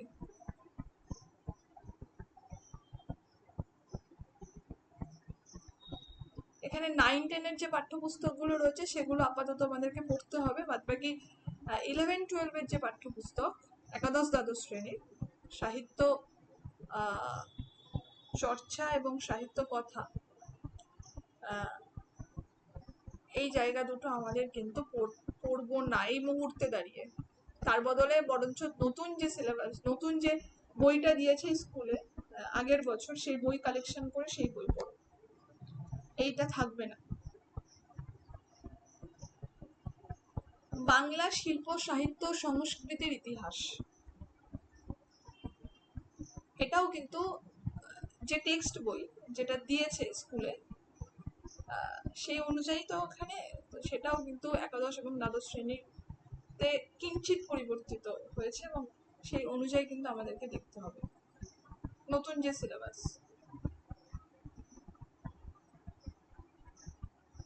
বাংলা সাহিত্যের যে নতুন দিগন্ত অনুবাদ অনুষঙ্গ, যেটা তোমাদের 9-10 যেটা দেখেছো সেম জায়গাটা এখানে রয়েছে। কালিদাস থেকে শুরু করছে ওরা, শূদ্রক, কবির, ইকবাল, ভানুভক্ত, অমৃত প্রীতম, প্রেমচন্দ, বিজয় তেন্ডুলকার, গোপীনাথ মহন্তি, আয়াপ্পা পানিকর, এই জায়গাটা ভালো করে আমাদেরকে কিন্তু কভার আপ করতে হবে। সেম ভাবে পরেরটাও কিন্তু কভার আপ করতে হবে। কোথা থেকে শুরু হচ্ছে দেখো, শেক্সপিয়ার থেকে শুরু হচ্ছে, টলস্টয়, চেকভ, মপাসা, গেটে, Neruda, Gabriel Garcia Marquez, Langston huge, Ernest Hemingway এবং টি.এস. এলিয়ট। তাহলে আমি কি বললাম, যে পাঠ্যপুস্তক 9-10 এর 11-12 এর ক্ষেত্রে বর্তমানে যেটা দেওয়া রয়েছে সিলেবাসে সেটা পড়ো না, কারণ এটা পরিবর্তিত হবে। বরং এখন যেটা স্কুলে চলছে 11-12 এর জন্য যে পাঠ্যপুস্তক, সেইটা পড়ো, সেইটাই কিন্তু নতুন করে সংযোজিত হতে চলেছে। এবং পশ্চিমবঙ্গ উচ্চ মাধ্যমিক শিক্ষা সংসদের যে বাঙালির ভাষা ও সংস্কৃতি একাদশ শ্রেণী এবং বাংলা ভাষা ও শিল্প সাহিত্য সংস্কৃতির ইতিহাস দ্বাদশ শ্রেণী, এই দুটো বিষয় কিন্তু কিঞ্চিত পরিবর্তিত হতে চলেছে। ব্যাকরণ নতুন করে কিছু বলবো না, যা একটুখানি আগে আমি তোমাদেরকে পড়ালাম, ঠিক আছে, দেখালাম, সেইগুলোই কিন্তু ব্যাকরণ। এছাড়াও যেটা আমাদেরকে এখানে পড়তে হবে এক্সট্রা করে, সেটা হচ্ছে পশ্চিমবঙ্গের উচ্চ মাধ্যমিক শিক্ষা সংসদ প্রকাশিত একাদশ শ্রেণীর বাঙালির ভাষা ও সংস্কৃতির ভাষা অংশ থেকে এবং দ্বাদশ শ্রেণীর বাংলা ভাষা ও শিল্প সাহিত্য সংস্কৃতির ইতিহাস এই গ্রন্থের অংশ অবলম্বনে কিন্তু এই জায়গা থেকে কিছু প্রশ্ন আসবে। এবার এখানে যেটা নতুন, যেটা এখান থেকে খুব গুরুত্বপূর্ণ, সেটা হচ্ছে সাহিত্যের রূপনীতি। কাব্য, কাব্যকে আমরা দুভাগে দেখছি, একটা হচ্ছে মহাকাব্য আর একটা হচ্ছে গীতি কাব্য বা গীতি কবিতা। তো মহাকাব্য কি, গীতি কাব্য কি বা গীতি কবিতা কি, এই জায়গাটা আমাদেরকে দেখতে হবে, উদাহরণগুলো ভালো করে পড়তে হবে। মোটামুটি বাংলা সাহিত্যে যত মহাকাব্য গীতি কবিতা আছে সেগুলো একবার অন্তত আমাদের নখদর্পণে রাখতে হবে। তার কারণ কোনটা চট করে দিয়ে দেবে, দিয়ে বলবে যে হচ্ছে এটা মহাকাব্য, প্রহসন, একাঙ্ক, না কমেডি, না গীতি কবিতা, না ট্র্যাজেডি, তখন পড়ে যেতে হবে মুশকিলে। সেম ভাবে নাটকের ক্ষেত্রেও বলবো, নাটককে আমরা ট্র্যাজেডি, কমেডি, প্রহসন, একাঙ্ক ইত্যাদি ভাগে ভাগ করছি। যেমন প্রহসনের উদাহরণ গুরু সাধকের কারেরও, এটাকে বলে সভ্যতা, ইত্যাদি ইত্যাদি, ঠিক আছে। তো এরকম যেসব উদাহরণগুলো রয়েছে, তোমরা ট্র্যাজেডি কি সকলেই জানো, যেখানে ভাগ্যের বিপর্যয় দেখায়, যেখানে নায়কের বৈপরীত্য দেখায়, যে একটা ভীষণ ভালো একটা কিছু সেখান থেকে হঠাৎ করে খারাপ হয়ে গেল, ঠিক আছে। তো এই যে জায়গাটা, এটা ট্র্যাজেডি। কমেডি জানো, প্রহসন জানো, একাঙ্কও জানো, কিন্তু যত উদাহরণ আমাদের রয়েছে বাংলা সাহিত্যে, এই জায়গাটাতে কিন্তু আমরা মাঝে মাঝে কি কনফিউজড হয়ে যাই। সেই উদাহরণগুলো কিন্তু আমাদের লিস্ট আউট করে সুন্দর করে একেবারেই বলা যেতে পারে যে নখদর্পণে রাখার চেষ্টা করতে হবে। সেম ভাবে উপন্যাস, ছোট গল্প, প্রবন্ধ, উপন্যাসের কি আলাদা বৈশিষ্ট্য, ছোট গল্পের কি আলাদা বৈশিষ্ট্য, প্রবন্ধেরই বা কি আলাদা বৈশিষ্ট্য, সেই জায়গাটা কিন্তু তোমাদেরকে দেখতে হবে। আচ্ছা, আমি যদি বলি যে রবীন্দ্রনাথের সেই ছোট গল্পে ছোট প্রাণ ছোট ব্যথা মনে পড়ছে, আশা করি মনে পড়ছে, ছোট প্রাণ ছোট ব্যথা, ছোট ছোট দুঃখ কথা নিতান্তই সহজ সরল অন্তরে অতৃপ্তি রবে সাঙ্গ করি মনে হবে শেষ হয়েও করিব শেষ। তো এই যে জায়গাটা রবীন্দ্রনাথের, ঠিক আছে, এরকম প্রবন্ধ নিয়েও কিন্তু অনেকে লিখে গেছেন, উপন্যাস নিয়েও ভবিষ্যতে অবভিয়াসলি বলে দেবো লিখে গেছেন, ঠিক আছে। তো সেইগুলো কিন্তু রূপবৈচিত্র্যের মধ্যে চলে আসছে। এই জায়গাটাতে কিন্তু আমাদের গুরুত্ব দিতে হবে। সাহিত্যের প্রবৃত্তিতে কিন্তু চেঞ্জেস আসবে না বোধ হয়, হ্যাঁ বোধ হয় চেঞ্জেস আসবে না, আবারও বলছি বোধ হয় চেঞ্জেস আসবে না। তো এটাই আর কি আমাদের সিলেবাস। আমি এবার তোমাদেরকে একটু চর্যাপদটা পড়াবো। আমাকে একটু বলো যে মোটামুটি সিলেবাস দুটো তোমরা সকলেই জানো, এখানে যারা আছো আমার মনে হয় না এখানে তেমন কেউ আছো যাদেরকে আজ আমি নতুন জানালাম সিলেবাস। কিন্তু আমি কিছু নতুন তথ্য তোমাদেরকে দেওয়ার চেষ্টা করলাম, যেটা আমার মনে হয় না পশ্চিমবঙ্গের, আমি পশ্চিমবঙ্গ নিয়ে বলছি, হ্যাঁ, যে অন্য কেউ তোমাদেরকে দিয়েছে। আমি জানি না দিয়েছে কিনা, হয়তো বা দেয়নি, এই সৎ সাহস কারোর মধ্যে বোধহয় তেমন ভাবে নেই। তো তারপরেও যদি তোমাদের এখানে কোথাও প্রশ্ন থাকে আমাকে একটু মেসেজ বক্সে লিখো, আমি উত্তর দিয়ে দেবো। আদারওয়াইজ আমরা কিন্তু চর্যাপদ থেকে একটু শুরু করবো। আচ্ছা, এসএলএসটি 11-12 এর জন্য কি 9-10-11-12 টেক্সট বই পড়তে হবে? ইয়েস, 4টে ক্লাসের টেক্সট বই পড়তে হবে।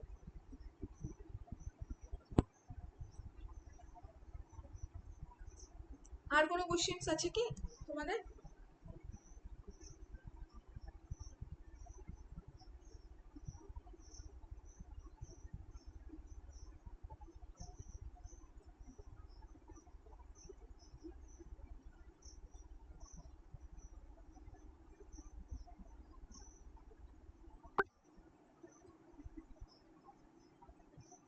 চলো, এবার আমরা শুরু করছি চর্যাপদ।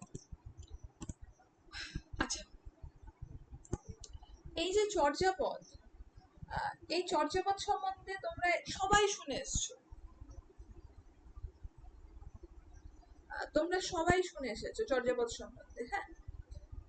বোধহয় নতুন করে দেওয়ার মতন কিছু রইলো না চর্যাপদের, কিন্তু তবুও তোমাদের যে জানা, তোমরা কিন্তু সকলেই সবকিছু জানো, আমি এমন কিছু হয়ে যায়নি যে নতুন করে তথ্য তোমাদের সামনে ডেলিভার করবো।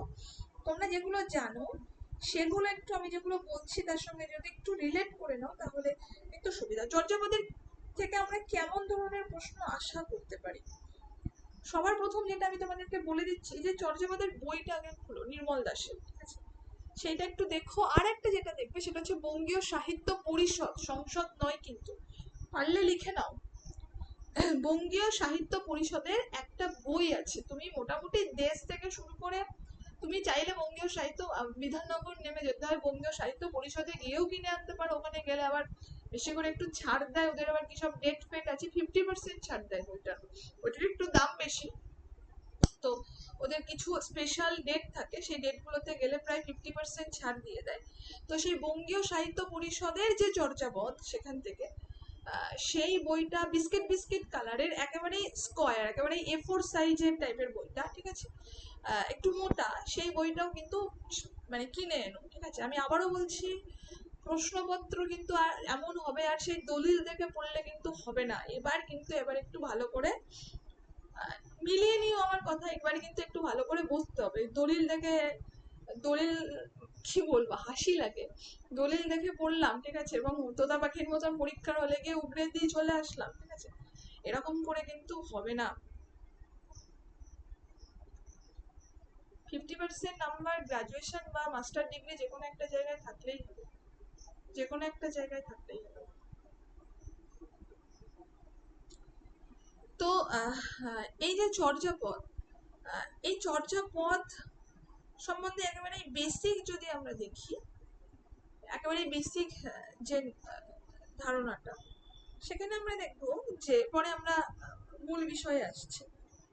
চর্যাপদ হলো বাংলা ভাষা ও সাহিত্যে, তাহলে আমি দুটো বই কিনতে বললাম, আবারও বলছি, নির্মল দাসের, যেটা তুমি হাতে সবসময় রেখো, আর একটু ভালো করে জানার জন্য যেটা বললাম সেটা হচ্ছে বঙ্গীয় সাহিত্য পরিষদ, ঠিক আছে। তো যেটা বললাম আমি, তো এই বাংলা ভাষা ও সাহিত্যের প্রাচীনতম প্রাচীন নিদর্শন। চর্যাপদ নিয়ে প্রত্যেকটি ভাষা, যেমন হিন্দি সাহিত্যের মানুষজন বলছে যে চর্যাপদ আমাদের সাহিত্য, অসমিয়ারা বলছে চর্যাপদ আমাদের সাহিত্য, মৈথিলি বিহার ওরা বলছে চর্যাপদ আমাদের সাহিত্য, নেপালিরা বলছে আরে চর্যাপদ তো আমাদের এখানে আবিষ্কার হয়েছে, চর্যাপদ আমাদের সাহিত্য, ঠিক আছে, আমরা বলছি চর্যাপদ আমাদের সাহিত্য। তো এইরকম করে, যেহেতু চর্যাপদ বহু প্রাচীন একটি সাহিত্য, সেহেতু চর্যাপদ নিয়ে কিন্তু এরকম করে বহু বহু বহু তর্ক বিতর্ক তথ্য প্রচলিত আছে, যা মূলত খ্রিস্টীয় অষ্টম থেকে দ্বাদশ শতাব্দীর মধ্যবর্তী সময়ে রচিত বহুত্ব সহজিয়া সিদ্ধাচার্যদের সাধন সঙ্গীতের একটি সংকলন। তাহলে কি বললাম, যে যা মূলত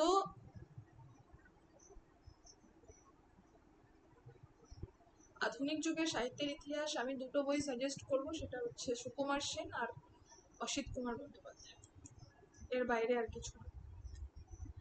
তো যেটা বলছিলাম আমরা যে তো সেই খ্রিস্টীয় অষ্টম থেকে দ্বাদশ শতাব্দীর মধ্যবর্তী সময়ে রচিত যে বহুত্ব সহজিয়া এবং সিদ্ধাচার্যদের সাধন সঙ্গীতের একটি সংকলন কিন্তু এই চর্যাপদ, আমরা সকলেই জানি মোটামুটি।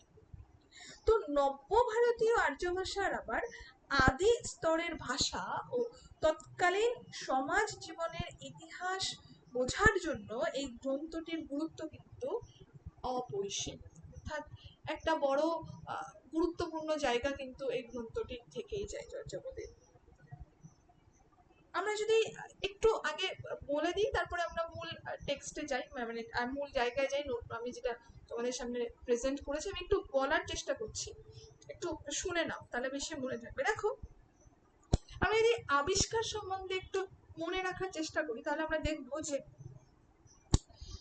মহামহোপাধ্যায় হরপ্রসাদ শাস্ত্রী কত সালে, না আমরা সকলেই জানি তবুও বলে দিচ্ছি, 1907 সালে নেপালের রাজদরবারের গ্রন্থাগার থেকে চর্যাপদের একটি খণ্ডিত তালপাতার পুঁথি আবিষ্কার করেন। তাহলে মহামহোপাধ্যায় হরপ্রসাদ শাস্ত্রী 1907 সালে নেপালের রাজদরবারের গ্রন্থাগার থেকে চর্যাপদের একটি খণ্ডিত তালপাতার পুঁথি আবিষ্কার করছেন।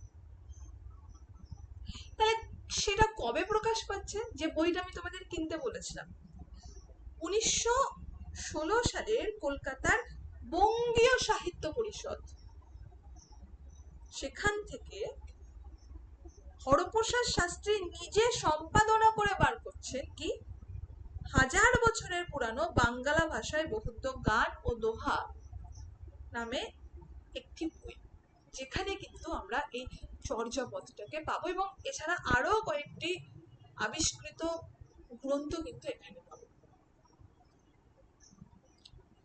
দেখো, এই যে চর্যাপদ পুঁথিটি,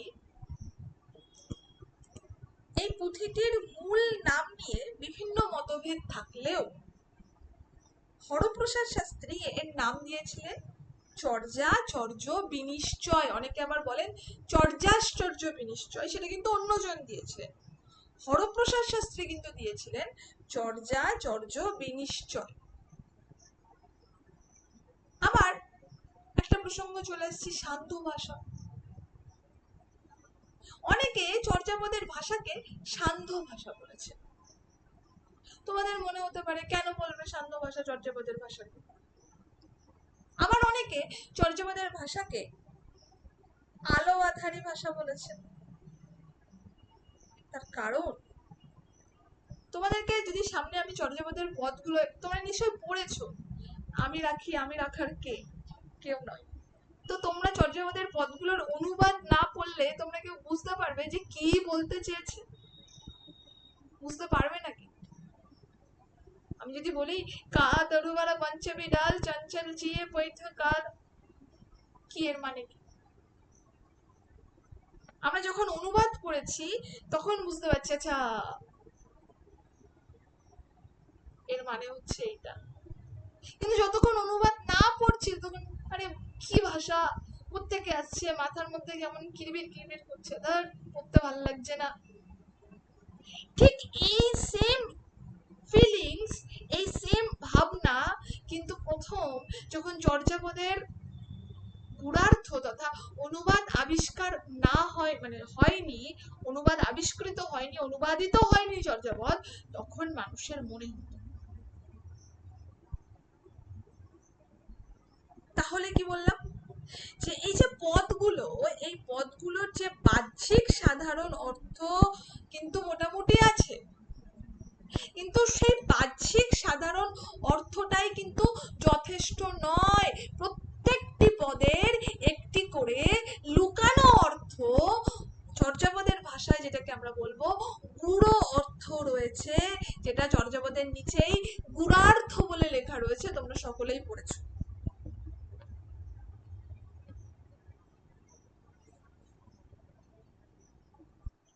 আচ্ছা, তোমাদের মনে হয় না যে কেন গূঢ় অর্থ, কেন গুড়ার্থ? অনেকে বোধহয় জানো, যারা জানো না তাদের জন্য, এই গূঢ় অর্থ দেওয়া হতো তার কারণ বহুত্ব তন্ত্র সাধনা। এটা মূলত চর্যাপদটা এই বহুত্ব তন্ত্র সাধনার ফসল। যারা এই তন্ত্র সাধনার অংশ, তারাই কিন্তু সেই অর্থটা বুঝতে পারত। তুমি আমি রাম শ্যাম যদু মধু এই অর্থ আমরা বুঝতে পারবো না, পারতাম না।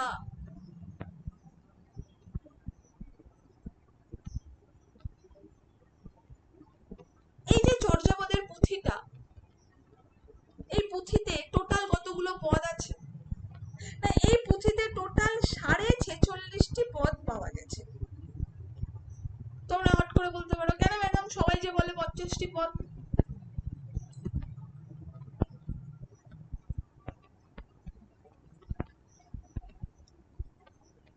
এই পুঁথিতে 50টি পদ থাকলেও যখন হরপ্রসাদ শাস্ত্রী পুঁথিটি আবিষ্কার করছেন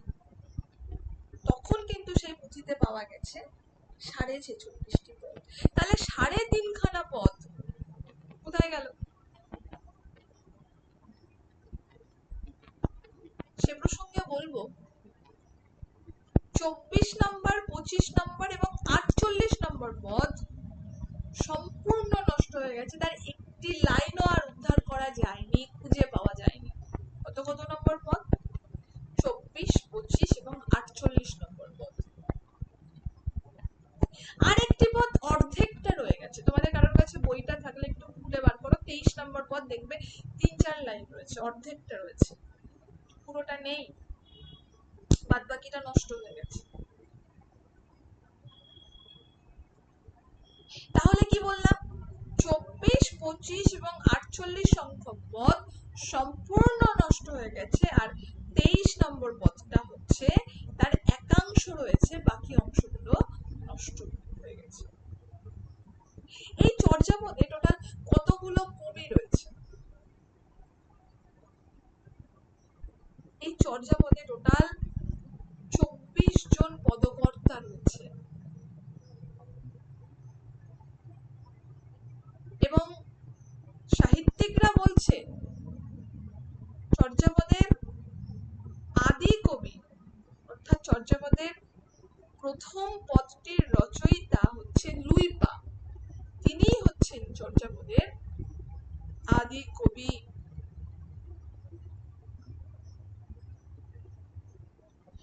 তাহলে আদি কবি লুইপা, কিন্তু চর্যাপদের শ্রেষ্ঠ কবি কে?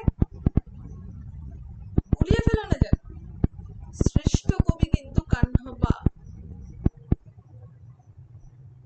তাহলে চর্যাপদের আদি কবি লুইপা হলেও চর্যাপদের শ্রেষ্ঠ কবি কিন্তু কাহ্নপা। কেন?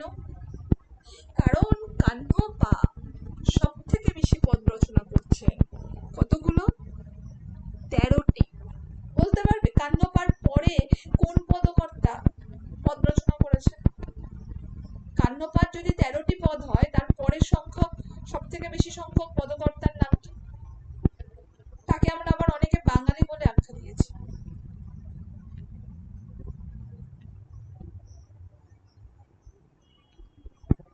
বলো তো দেখি মেসেজ বক্সে।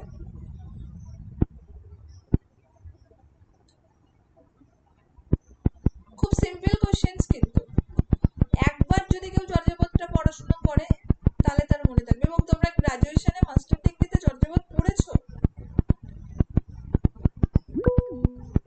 মেসেজ বক্সে লেখো।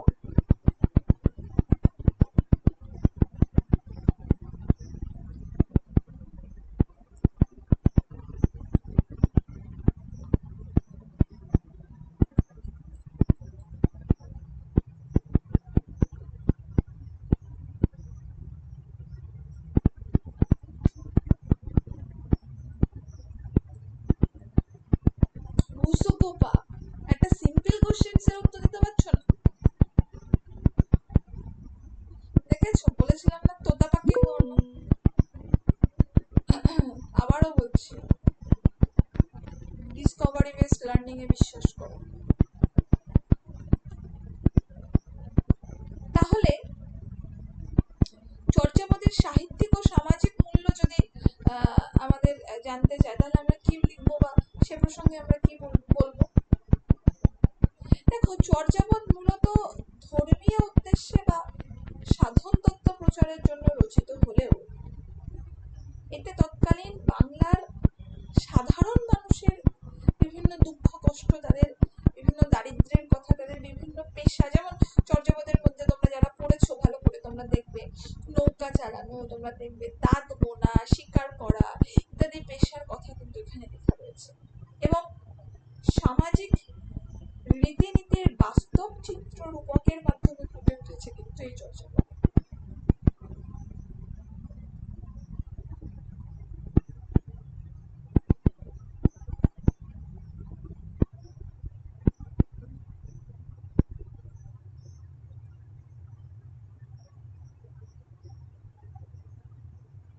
আমরা যদি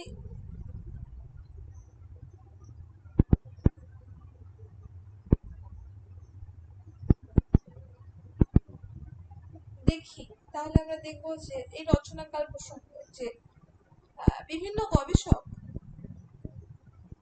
চর্যাপদের পুঁথিগুলোর রচনাকাল সম্পর্কে বিভিন্ন মতামত দিয়েছে। যেমন সুনীতি কুমার চট্টোপাধ্যায়, নাম তোমরা সকলেই শুনেছ। তিনি বলছেন খ্রিস্টীয় 900 থেকে 1200-র মধ্যে নাকি চর্যাপদ রচিত।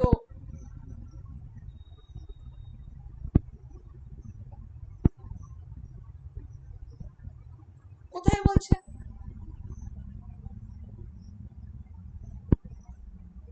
ভাষা প্রকাশ বাঙ্গালা ব্যাকরণ বলে একখানা বই আছে, সেখানে বলছেন। আবার সুকুমার সেন, আমি যার বই তোমাদেরকে কিনতে বললাম, তিনি বলছেন বাঙ্গালা ভাষার আদি স্তরের স্থিতিকাল আনুমানিক 10ম হইতে মধ্য চতুর্দশ শতাব্দ অর্থাৎ 900 থেকে 1350 খ্রিস্টাব্দ। শতাব্দ এবং খ্রিস্টাব্দের মধ্যে কিন্তু পার্থক্য আছে। এর মধ্যে হরপ্রসাদ শাস্ত্রীর আবিষ্কৃত ও প্রকাশিত 1000 বছরের পুরানো বাঙ্গালা ভাষার বহুদ্ধ গান ও দোহা নামক বইটির প্রথম গ্রন্থ চর্যাচর্য বিনিশ্চয় এই অংশে সংকলিত চর্যা গীতিগুলি আদি স্তরের অর্থাৎ প্রাচীন বাঙ্গালার নিদর্শন রূপে উল্লিখিত হইলেও এগুলি ভাষা খাঁটি বাঙ্গালা স্তরের নহে। কে বলছে? সুকুমার সেন। যাদেরকে আমরা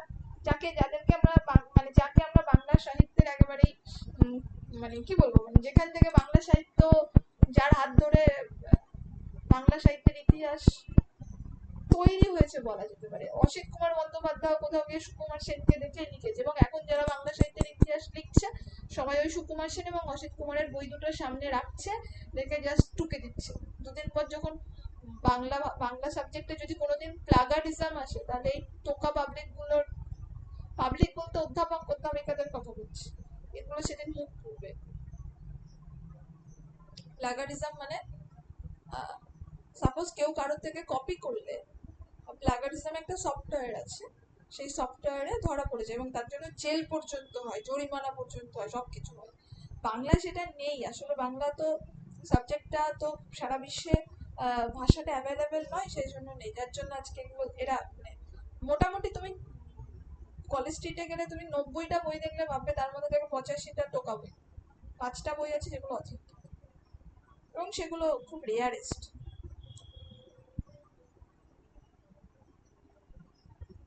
যাই হোক,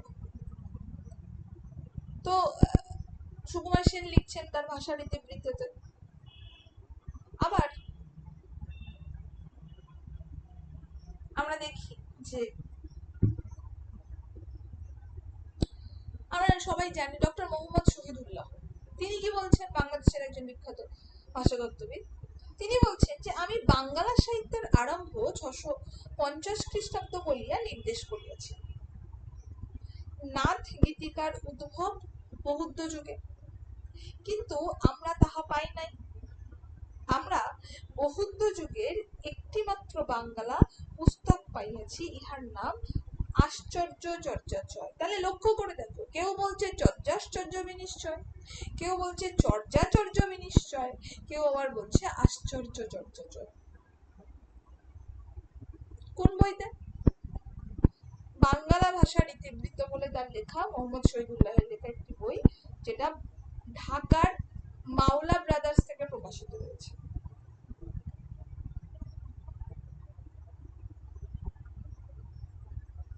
তো চর্যাপদের ভাষা নিয়েও কিন্তু অনেক তর্ক বিতর্ক, কাদা ছোড়াছুড়ি এখনো হচ্ছে, এখনো স্টিল হচ্ছে। তো মোটামুটি একটুখানি বলে নি, একটু শুনে রাখো। দেখো, চর্যাপদের সংগ্রহ প্রকাশিত হওয়ার পর এর ভাষা নিয়ে কিন্তু প্রচুর তর্ক বিতর্ক হয়েছে। ভারতের বিভিন্ন ভাষাভাষীরা তাদের নিজ ভাষার প্রাচীনতম নমুনা হিসেবে দাবি করেছে। হরপ্রসাদ শাস্ত্রী তার সম্পাদিত 1000 বছরের পুরানো বাঙ্গালা ভাষার বহুত্ব গান ও দোহা এই গ্রন্থের ভূমিকায় চর্যাচর্য বিনিশ্চয়, সরহপাত ও কৃষ্ণাচার্যের দোহা, ডাকার নবের দোহা সম্পূর্ণ প্রাচীন বাংলার নিদর্শন বলে তিনি দাবি করেছেন। কে না? হরপ্রসাদ শাস্ত্রী। আবার এদিকে আমরা দেখি যে শ্রীকৃষ্ণ কীর্তন কাব্যের আবিষ্কর্তা ও সম্পাদক বসন্ত রঞ্জন রায় বিদ্যুৎ দল্লভ, তারও দাবি কিন্তু এই হরপ্রসাদ শাস্ত্রীর দাবিকে সমর্থন করছে। 1920 খ্রিস্টাব্দে বিজয়চন্দ্র মজুমদার, নাম আমরা সকলেই শুনেছি কম বেশি যারা বাংলা নিয়ে হাঁটাহাঁটি করি, চর্যা গীতিকে বাংলার প্রাচীন নমুনা হিসাবে কিন্তু তিনি অস্বীকার করছেন। বিজয়চন্দ্র মজুমদার তিনি বলছেন হিন্দি ভাষা হতে পারে বা মৈথিলি। আবার এদিকে 1926 খ্রিস্টাব্দে ডক্টর সুনীতি কুমার চট্টোপাধ্যায়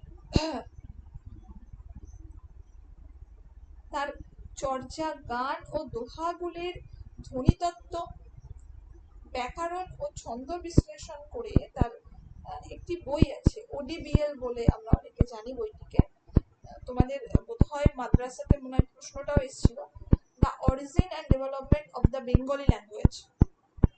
এই গ্রন্থে এগুলিকেই কিন্তু প্রাচীন বাংলার নিদর্শন হিসাবে সুনীতি কুমার চট্টোপাধ্যায় দাবি করছেন।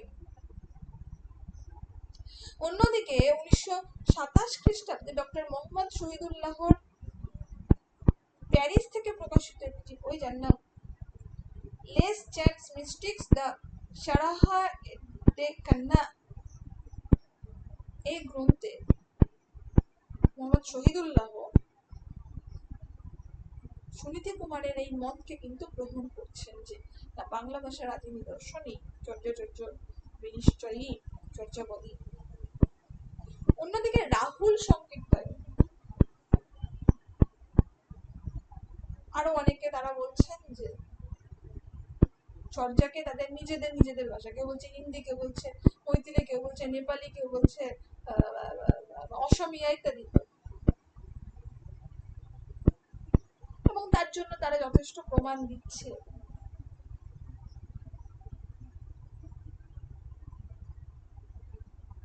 দেখো, আমরা চর্যাপদকে এখন সাহিত্যের মধ্যে অন্তর্ভুক্ত করেছি বটে, আমরা বলি যে প্রাচীন সাহিত্যের নিদর্শন, প্রাচীন সাহিত্যের প্রাচীনতম নিদর্শন, কিন্তু চর্যাপদের যে 24 জন পদকর্তা তারা যখন চর্যাপদ লিখছেন তাদের মধ্যে তারা কেউ কিন্তু সাহিত্যের মধ্যে চর্যাপদকে অন্তর্ভুক্ত করবে বলে কিন্তু তারা চর্যাপদ লেখেননি, বা তারা এটা ভেবেও লেখেননি যে চর্যাপদ ভবিষ্যতে সারা পৃথিবী তথা সারা পশ্চিমবঙ্গ, সারা ভারতবর্ষের লোক সাহিত্যের অংশ হিসাবে চিনবে। তার কিছুটা হিন্টস কিছুক্ষণ আগে তোমাদেরকে দিলাম। কেন বলো তো?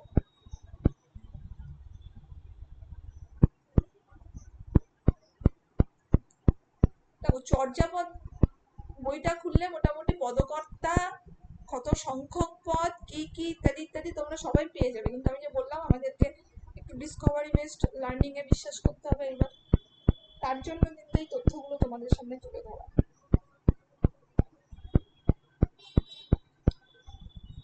দেখো,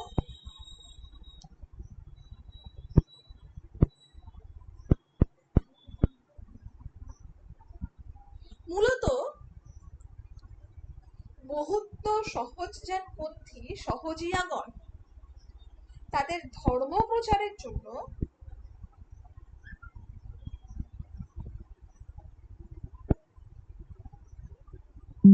গান হিসেবে এই পদগুলি রচনা করেছিল।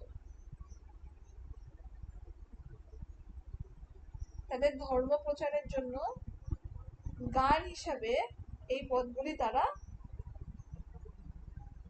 রচনা করেছিল।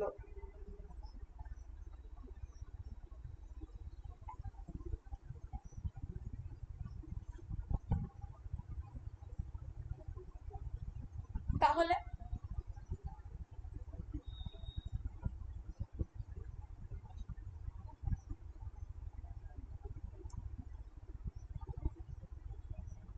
সে প্রসঙ্গে বলবো যে বৌদ্ধ ধর্মের পাশাপাশি ব্রাহ্মণ্যতন্ত্র, একটা শব্দ উচ্চারণ করলাম আমি, যে ব্রাহ্মণ্যতন্ত্র,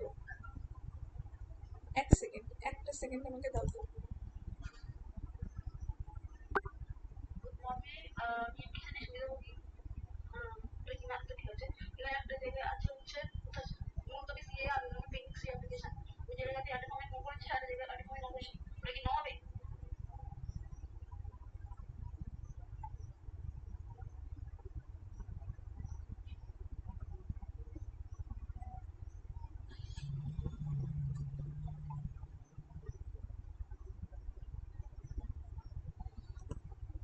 তো যেখানে ছিলাম আমরা আমরা একটা শব্দ আমি উচ্চারণ করলাম যে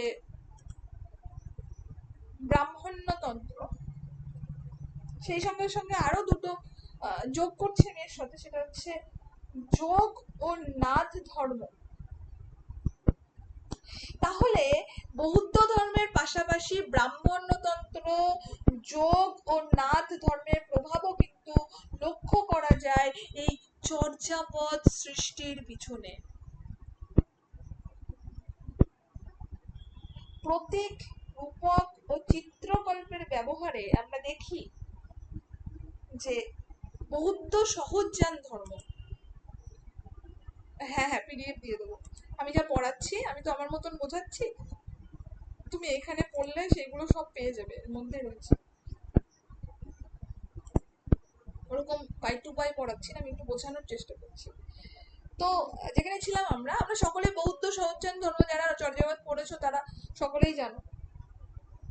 তো আমরা সেখানে দেখি যে বৌদ্ধ সহজান ধর্ম তাদের সাধন প্রণালী এবং সেই সঙ্গে সঙ্গে দর্শন তত্ত্ব ও নির্বাণ লাভ সম্পর্কে পদ রচনা করেছেন কবিগণ। এছাড়া বাংলা, মৈথিলি, উড়িষ্যা, কামরূপের সাধারণ জনগণের প্রতিদিনের ধূলি মলিন জীবনচিত্র, সুখ দুঃখ, হাসি কান্না ইত্যাদি বাঙালি আবেগ বিভিন্ন কল্পনাময় রেখচিত্রের মাধ্যমে কিন্তু এই চর্যাপদের মধ্যে কি না জীবন্ত হয়ে উঠেছে। চর্যাপদের কবিগণের নাম,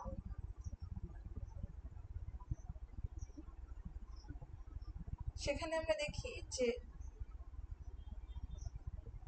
টোটাল 24 জন রয়েছে। চর্যাপদের টোটাল পদের সংখ্যা অন্যরা বলছে 50টি, কিন্তু সুকুমার সেন আবার এসে বলছে যে না 51টি। তোমরা যদি সুকুমার সেনের সাহিত্যের ইতিহাস বইটা দেখো তাহলে পেয়ে যাবে। সুকুমার সেন কি বলছেন আমি একেবারে কোট করে বলার চেষ্টা করছি জায়গাটা থেকে তুলে। চর্যাগীতি পদাবলী গ্রন্থে প্রথমত 50টি কবিতার কথা উল্লেখ করলেও সংযোজন করেছেন যে মুনিদত্ত 50টি চর্যার ব্যাখ্যা করিয়াছিলেন এবং টিকাকারের কাছে মূল চর্যার পুঁথিতে আরো অন্তত একটি বেশি চর্যা ছিল। সুকুমার সেনের মতে তিনি গবেষণা করে বলছেন, চর্যাপদের বইটা একটু খোলো দেখবে, একাদশ এবং দ্বাদশ অর্থাৎ 11 এবং 12 নম্বর চর্যাপদের মাঝখানে নাকি আরো একটি চর্যাপদ ছিল। সুকুমার সেন বলছেন, আমি না।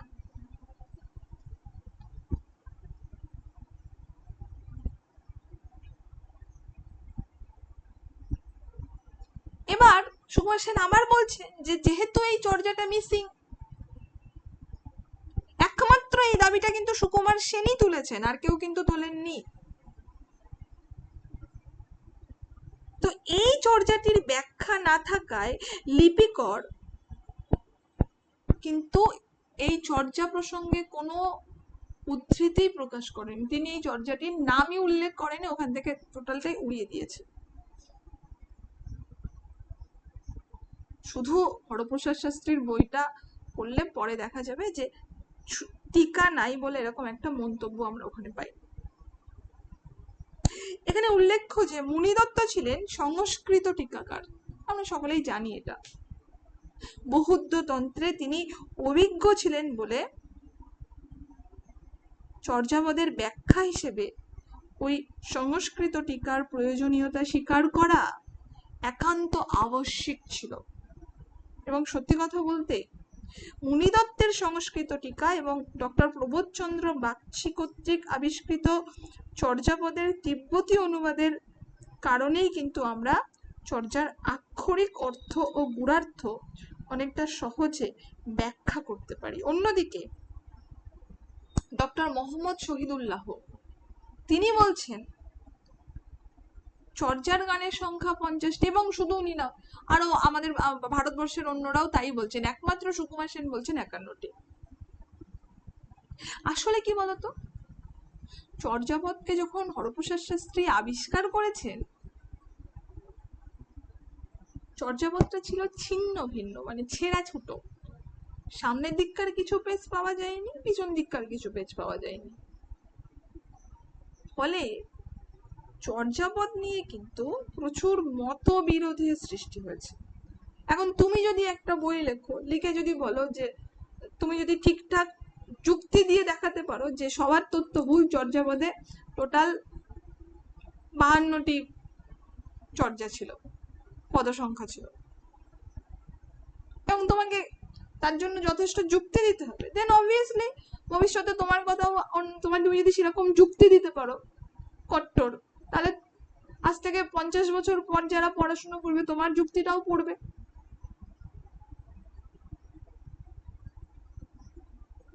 সাপোজ যেখানে কিছু পাওয়া যায় না সেখানে যে যার মতন এসে বলে দিয়ে চলে যায়, এরকম একটা ব্যাপার আর কি।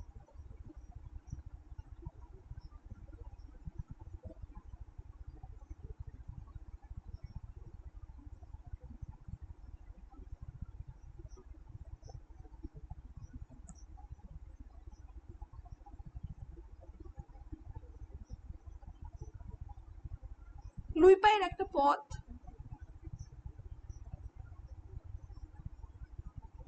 উচ্চারণ করছি আমি, কা তরুবড় পঞ্চবিদাল চঞ্চল চিয়ে পৈঠাকাল, যেটা কিছুক্ষণ আগেও বলেছিলাম। চট করে আমাদের মাথায় আসবে না যে আরে কি বলতে চেয়েছে।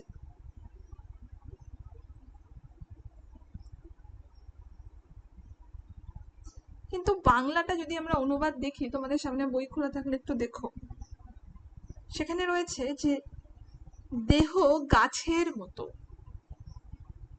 এর 5টি ডাল, ঠিক তেমনি চঞ্চল মনে কিন্তু কাল প্রবেশ করে।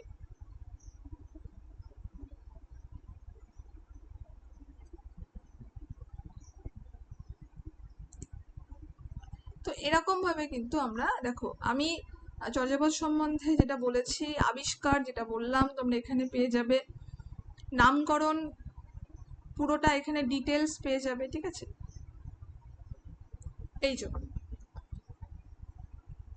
এই এই এই পথটা এতক্ষণ ধরে আমি বলার চেষ্টা করছিলাম যে কা তরুবড় পঞ্চবিদাল চঞ্চল চিয়ে পৈঠকাল দৃঢ় করিয়া মহাশুভ পরিমাণ লুই ভনয়ে গুরু পুচ্ছিয় জান সল সময় কাহি করি অই সুখ দুঃখেতে নিচিত মরি ওই এরিউক ছান্দক বান্ধর করণক পাঠের আস সুনুপাক ভীতি লেহুরে পাস ভনই লুই আমহে ঝানে দিঠা ধমন চমন বেনি পিণ্ডি বৈঠা। তো এই যে পদটার রচনাকাল নিয়ে যদি আমরা দেখি, তাহলে দেখবো যে চর্যার রচনার সময়কাল নিয়েও কিন্তু বললাম যেটা গবেষকদের মতন বিভিন্ন রকমের পার্থক্য, মত পার্থক্য রয়েছে। সুনীতি কুমার চট্টোপাধ্যায় একরকম বলছেন, ডক্টর মোহাম্মদ শহীদুল্লাহ একরকম বলছেন, রাহুল সংকীর্তায়ন একরকম বলছেন, অন্যদিকে হরপ্রসাদ শাস্ত্রীর মতে অতীশ দীপঙ্কর শ্রীজ্ঞান তিব্বত যাত্রার পূর্বে লুই পদের এই জায়গাটা অভিসময়ে বিভঙ্গ, জায়গাটা আমি একটু মার্ক করলাম, লুই পদের লেখা একটি বই, এটি রচনার সাহায্য করেছিলেন। এবং একথা যদি সত্য হয় তবে লুই পাদের 10ম শতাব্দীর শেষ ভাগেও কিন্তু বহাল তবিয়তে বেঁচে থাকার কথা। অপরদিকে তিব্বতী কিংবদন্তি অনুসারে তিনিই কিন্তু সিদ্ধাচার্যদের আদি গুরু, অর্থাৎ চর্যার সময়কালও দশম শতাব্দীর পূর্বে হতে পারে না, সে প্রসঙ্গে কিন্তু বলা হয়েছে। এবং চর্যাপদ নিয়ে কিন্তু শুধু ভারতবর্ষে নয়, কেমব্রিজ বিশ্ববিদ্যালয়েও কিন্তু গবেষণা চলছে, এখনো চলছে, ঠিক আছে। তো কবি সম্বন্ধে এখানে দেওয়া রয়েছে, ঠিক আছে। দেখো, এটা আমি অলরেডি তোমাদেরকে বোঝানোর তাগিদে বুঝিয়ে দিয়েছি, এখানে ডিটেলসলি সেটা আমরা লিখেছি, ঠিক আছে। চর্যাপদের ভাষা বিতর্ক নিয়ে আমি একটু বলবো। দেখো, চর্যাপদের যে ভাষাটা, সেই ভাষা বাংলা কিনা সে বিষয়ে কিন্তু বহু বিতর্কের সৃষ্টি হয়েছে। পরবর্তীতে যদিও বা যার অবসান ঘটেছে, কেউ আবার বলছে যে না, অনবরত এখনো কিন্তু গবেষণা চলে যাচ্ছে। আমিও বলবো অনবরত এখনো গবেষণা চলে যাচ্ছে। তো বাঙালিরা বলছে যে এটি সৃজ্যমান বাংলা ভাষার একটি গুরুত্বপূর্ণ নিদর্শন। চর্যাপদের রচয়িতা বৌদ্ধ সিদ্ধাচার্যগণ সংস্কৃতে পারদর্শী হলেও তারা তৎকালীন সেই অপরিণত বাংলাতেই কিন্তু পদগুলি রচনা করেছিলেন। চর্যাপদের ভাষা বাংলা এবং সেটা অদ্যাবধি আবিষ্কৃত বাংলার প্রাচীনতম রূপ বলে ভাষাতাত্ত্বিকরা বলছেন। এই ভাষা বা এই ভাষা সম্প্রদায় বিশেষের সাধন সঙ্গীতের ভাষা বিধায় অস্পষ্ট ও দুর্বোধ্য, যদিও এতে উল্লিখিত ছন্দ ও রাগিনী এবং পরবর্তীকালের বাঙালি কবিদের পথ নির্দেশিকা রূপে কিন্তু কাজ করেছে। তবে প্রাচীন কবিদের মতে এটিতে সন্ধ্যা ও আলো আধারী ভাষা ব্যবহার করা হয়, সেই সাথে গদ্য ছন্দও কিন্তু এখানে ব্যবহৃত হয়েছে। তাহলে আমরা এখানেই আপাতত চর্যাপদ রাখছি। আমি কয়েকটা প্রশ্ন তোমাদের সামনে থ্রো করব চর্যাপদ নিয়ে। দেখো, চর্যাপদ একটা বৃহৎ অংশ, আর আমি যেভাবে পড়তে বলছি সেভাবে পড়ালে মোটামুটি আরো অনেক কিছু তোমাদেরকে জানানোর আছে। সেই রবি ঠাকুরের কথায় বললাম যে এটুকুনি সময় কোথাও শেষ হয়েও হইল না শেষ, ঠিক আছে। তো যাই হোক, আমরা ভবিষ্যতে অবশ্যই দেখবো জায়গাটা নিয়ে। আমি আরেকটা প্রেজেন্টেশনে নিয়ে যাচ্ছি, দেখো একটু জায়গাটা, মেসেজ বক্সে লিখবে। হ্যাঁ, দেখো একটা প্রশ্ন দেওয়া রয়েছে যে চর্যাপদের প্রথম পদটি কার রচনা? চর্যাপদের প্রথম পদটি কার রচনা?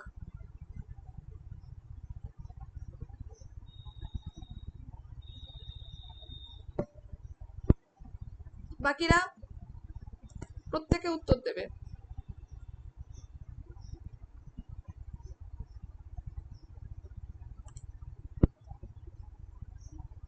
চলো নেক্সট।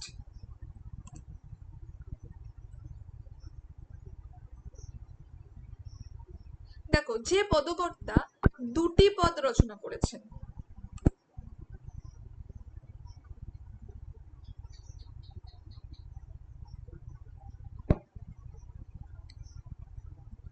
কত নম্বর বলতে পারবে? একটু চট করে বলে ফেলো তো,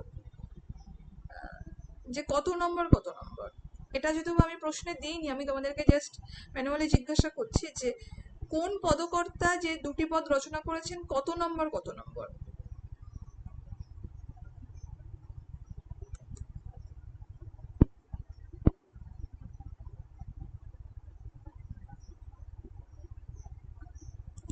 দেখো, প্রশ্নের সঠিক উত্তর হচ্ছে good, Sanchari Haldar. Good, absolutely right. Luipa, Shantipa, Sabarpa এরা কিন্তু সকলেই মোটামুটি দুটো করে পদ রচনা করেছেন, কিন্তু যেটা বললো আমাদের সঞ্চারী হালদার, আমি এটা জানতে চাইছিলাম যে লুইপা এ কিন্তু 1 নম্বর এবং 29 নম্বর পদটা রচনা করেছেন, এবং সেই সঙ্গে সঙ্গে তোমার দাঁড়াও এক সেকেন্ড,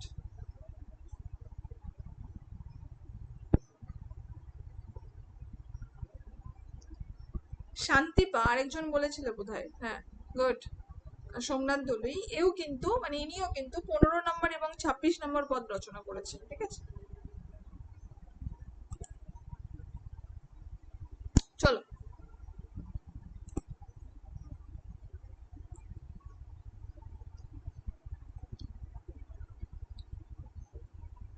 এটা বলো, সবচেয়ে বেশি পদ আমি বলেছি তোমাদেরকে কে রচনা করেছে, পড়ানোর সময় প্রত্যেকটি ইনফরমেশন কিন্তু আমি পাস করেছি। সবচেয়ে বেশি পদ কোন পদকর্তা রচনা করেছেন, আর আমাকে একটু বলবে কোন কোন পদ, একটু কষ্ট করে বলো কোন কোন পদ, একটু কষ্ট হবে জানি, একটু কষ্ট করে বলো যে কোন কোন পদ।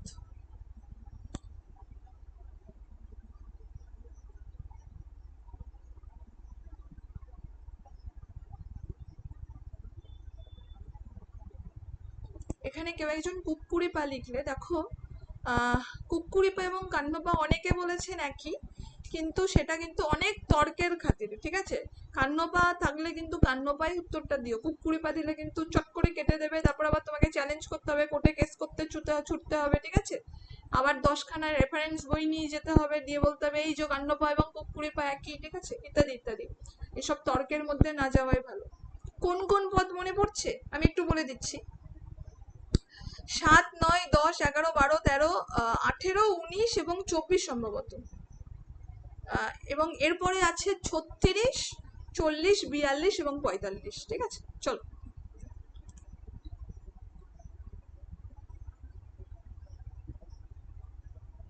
Last questions.